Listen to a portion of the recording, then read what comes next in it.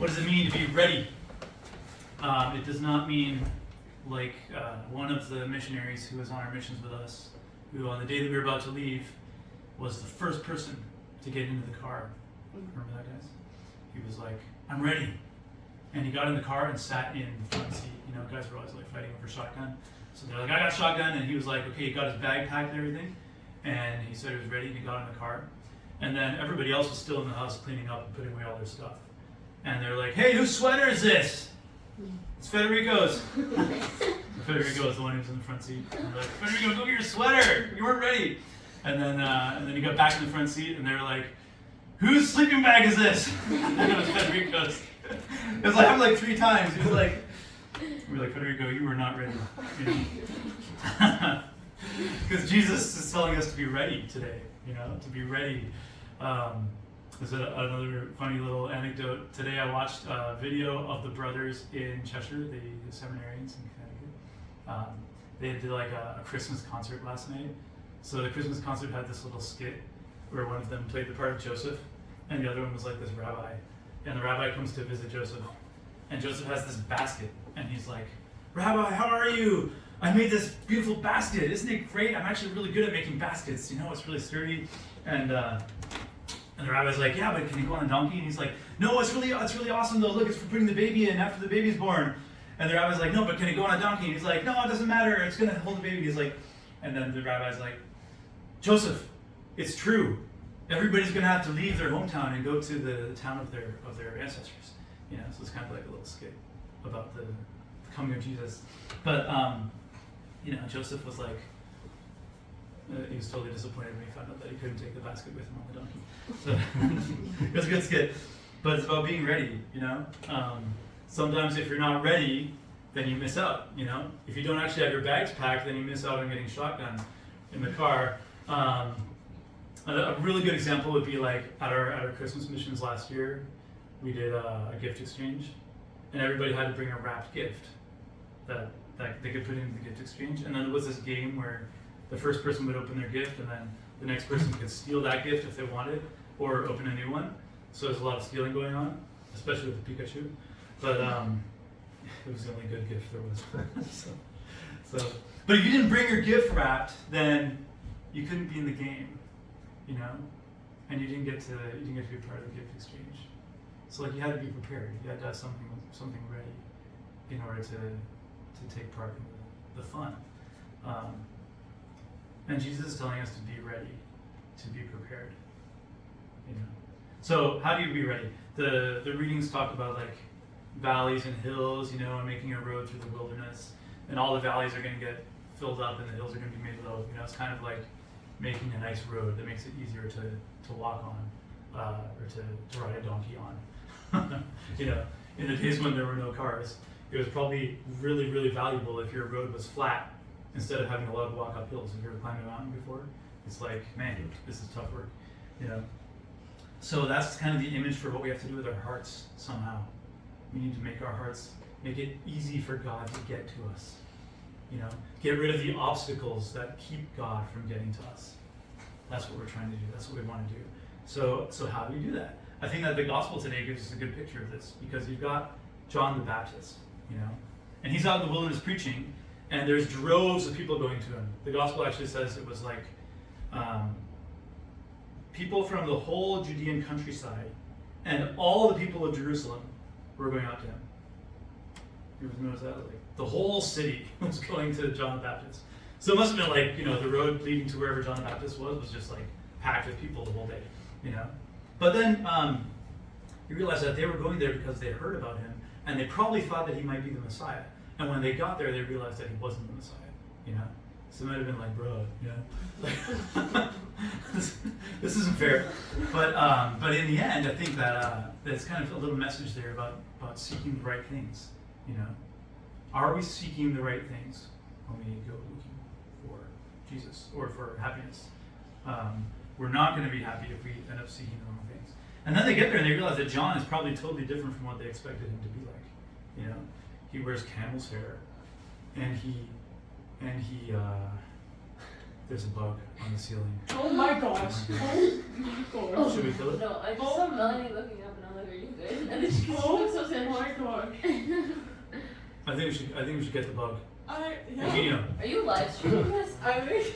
Yeah. Hi everybody. It's a live stream. It's a live stream? It's being recorded, but we're gonna edit this part.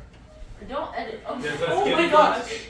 Don't hit it towards Don't me. make it fall on oh my me. gosh. Oh, it's a stink bug. Wait, don't. It's a stick bug. Oh, okay. It's okay. Okay. Well, It's still alive. It's still alive. Take Oh my that gosh, start.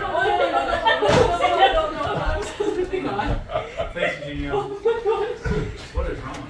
This year. No, this is God. good. This Is is everybody good. okay? Okay. Oh my god. Crazy. You should live stream this. Okay, now I can't look You down. would be the best homely blooper ever. Where were we? John the Baptist ate locusts. Come on, that was perfect. It was a bug. Okay? I should have made Eugenio eat it. All right. John the Baptist ate locusts and wild honey. That's actually disgusting. So the people got there and they're like, what the heck? Who is this guy? John the Baptist. I think part of the message of John the Baptist is that he lived like this really, like a life of poverty, you know? Like he didn't get to feast. He had to make do with like the bare minimum in his life. And so what that makes me think of is Jesus, since it's kind of like all about getting ready for Christmas.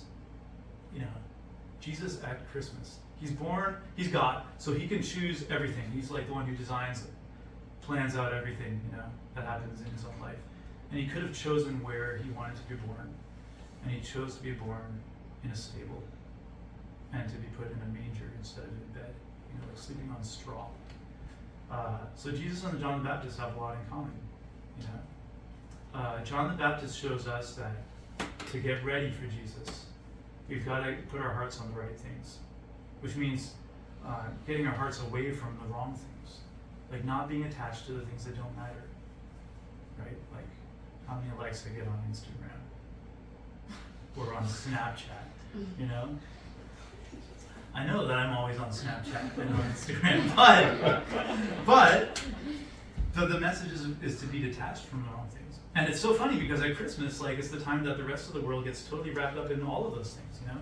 Like in shopping and having stuff and having the lights and all those things. And lights are good, you know, and presents are good, and good food is good because we are celebrating the coming of Christ. But I think if you ask yourself the question, like, where is Christ at? Like, what does he really want? What's in Christ's heart? I think that he values and he loves the poverty and simplicity of John the Baptist and of the stable more than all of the stuff, than all of the materialism and all of those things that we can get our hearts attached to. Now we need to learn to detach our hearts from those things. We need to learn to free our hearts from the world. And that's our way of getting our hearts ready for Jesus. You know, Jesus gave up heaven. He's the Son of God. He lived in like perfect glory and delight in heaven. And he gave that up to come to earth. Think of it that way. He's willing to sacrifice all of that stuff. All the perfect bliss in heaven in order to live and be born in a manger. Incredible. Christ wants our spiritual richness, our spiritual wealth, more than material abundance. That's the way that he lived Christmas. By giving up all that stuff.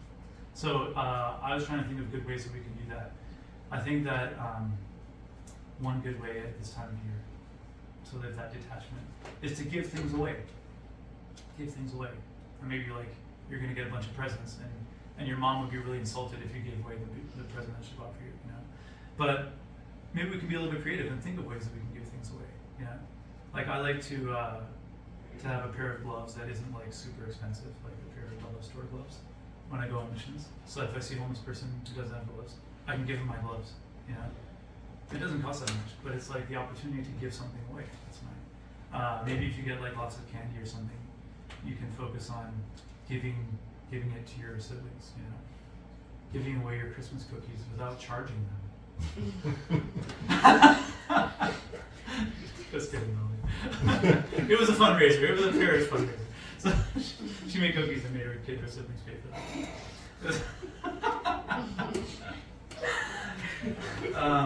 Or maybe here's an idea. You can put on your wish list.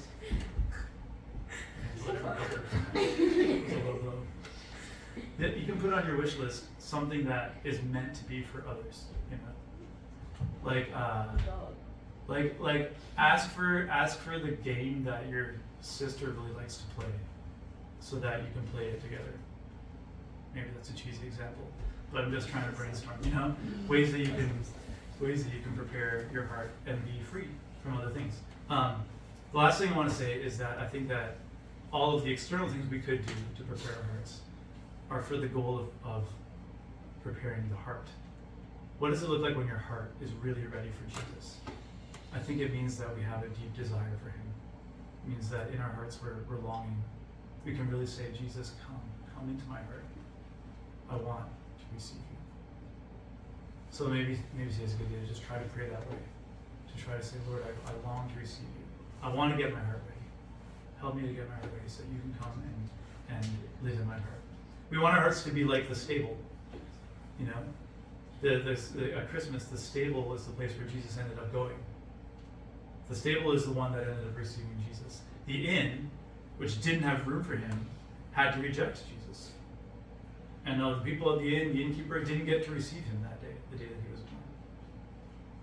So we want our hearts to be like that. Even if they're poor, even if they're not perfect, because the stable wasn't perfect. We want our hearts to be like the stable, not like the inn, because there's room for Jesus. So let's make room for him. Decluttering our hearts from the other things that take his place.